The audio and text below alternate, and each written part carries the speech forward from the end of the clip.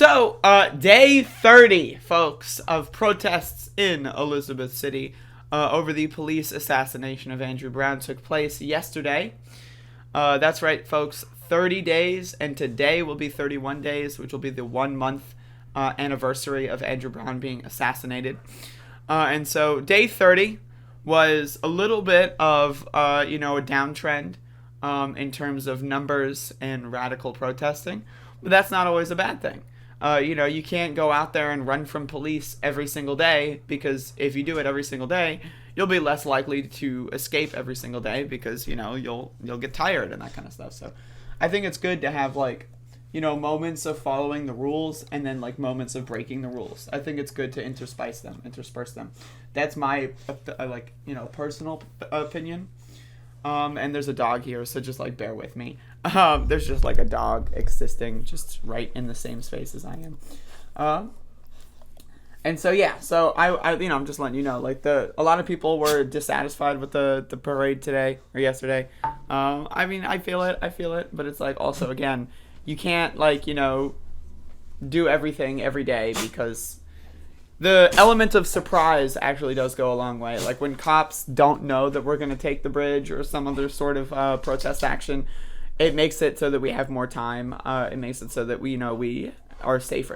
That's my estimation. And I could be wrong. But beforehand, before we started, Felton, the lieutenant, and the other, people that are in his little cringe crew, came over to talk to us and talk down to us about you gotta follow the permits, and it's we're just trying to keep you safe. And I'm gonna be honest, that's patently false. I asked Felton about why he didn't arrest the drunk driver, Ernest, that harassed us 2 weeks ago in his car, pulled out a phone, shined light in our faces, called us cunts, and threatened to rev into us, turned the car into the crowd a little bit, not in any sort of imminent danger, but threatening it. He was clearly drunk.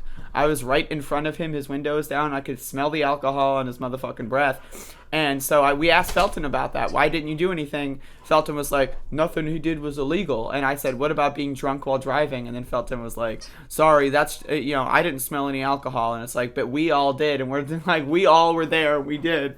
And then he's like, well, that's just y'all's opinion. And I'm like, oh my fucking God. Fuck this, little piece of fucking dog shit, man. What a fucking loser. I mean, seriously, this motherfucker's gonna come up here and pretend Ernest wasn't fucking drunk. I'm sorry. But anyway, so he leaves. He basically tells us to follow the rules. And that's basically essentially what happened. We did spice it up a little bit. But for the most part, people did just follow the permit. No one did, to my knowledge, no one did any extracurricular activities. But so we marched through downtown this time. We changed up the route. We marched through... Max! Be careful.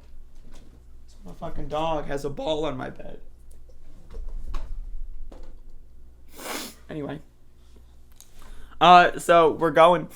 We go downtown, and so that's what we're doing. We're going downtown, and then we march toward Ehringhaus from downtown, and we get a lot of people here. We also the other thing Felton and the cringe crew asked us not to do is have our friendly vehicles follow us. And so that's weird, right? That's strange. Why would a police officer want to reduce the buffer size of our crowd and the police officers? Why do they want us to have less cars following us so that they're closer to the actual protesters? That doesn't make me feel safe. Now, Felton was like, oh, but we don't know who the cars are. Okay, well, that's your job. Go do your fucking job. It's not my job to know who the cars are. I don't get paid a fucking salary of fucking $20 an hour or whatever the fuck to go look at whose cars are who. That's not my job. Why would y'all motherfuckers are the one who killed people? What the fuck? Why are you asking us to make your jobs easier? You made our lives harder. You killed our fucking neighbor, bro. And then Felton would we asked him about that, and Felton's like, that's not me, that's the sheriffs. And it's okay, well, if the sheriffs killed someone, why don't you exercise your power and arrest the motherfucking sheriffs? Do something. Right, but they're not, right? But they just keep wanting to talk down to us and pretend like they're doing something. And personally, I find it a little, it's a little gross. That's my opinion. And so, A new chant that people have been doing is demanding the FBI intervene and investigate because District Attorney Andrew Womble is clearly inept and is not doing anything. And so I agree with that. Now, I'm not going to say the FBI is going to save us. They're not going to save jack shit. But, it's good for propaganda purposes. And then we had, like, kids, like, leading the chants again. Hello, Max the dog. Hey. Look at this doggy. And then we're, of course, still going, folks, in this clip. And then we decide to go to the end of Airing House again and turn around. Similar to how we did the previous days before the permit breaking. And so that's what we decided to do. And we marched back through Airing House, downtown, and then back to public safety.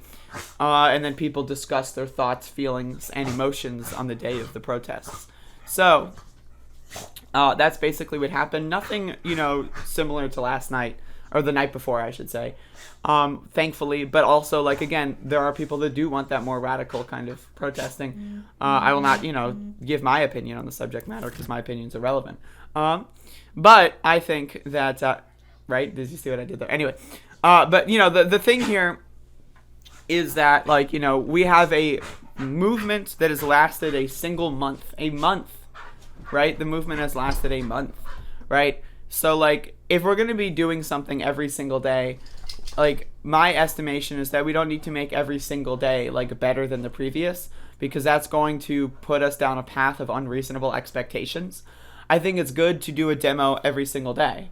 Whether or not the demo is super radical or relatively liberalized, I think as long as a demo is done every single day, I think that that's the most important aspect of it.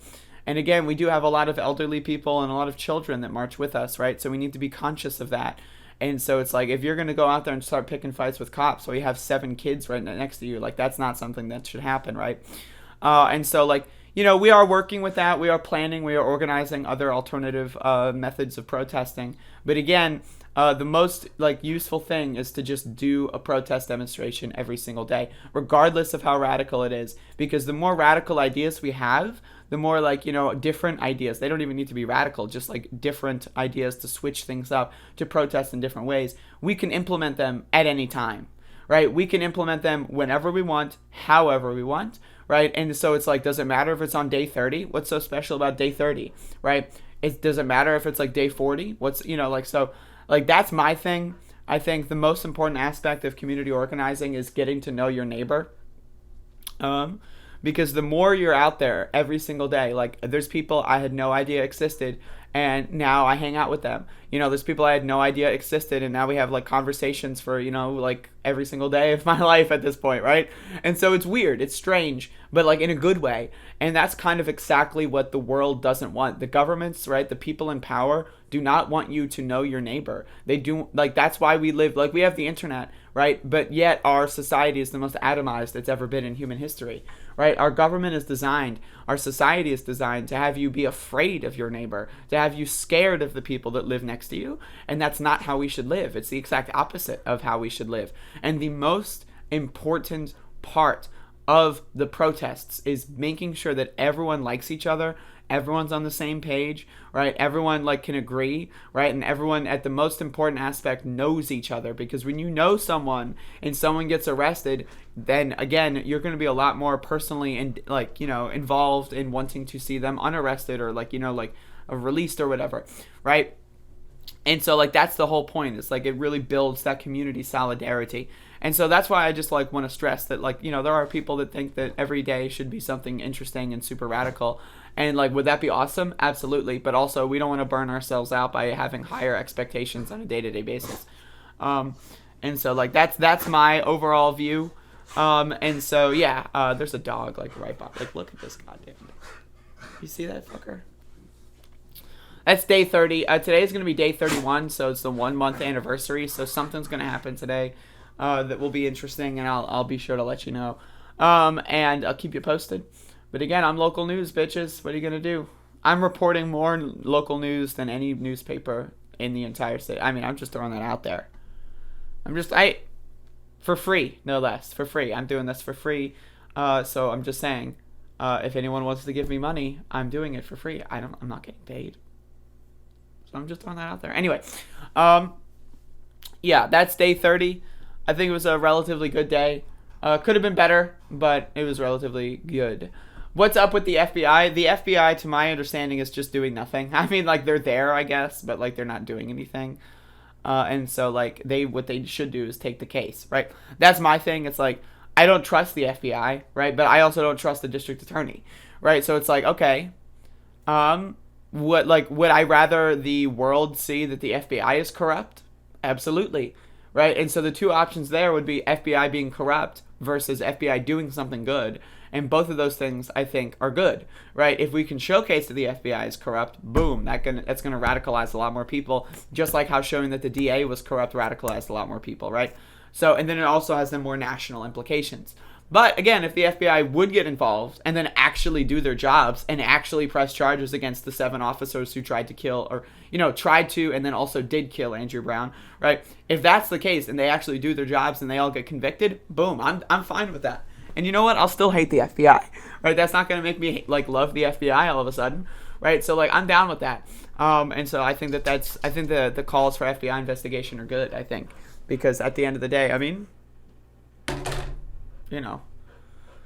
both options. I think the FBI taking the case. I think both options are good. For the movement. So that's my estimation.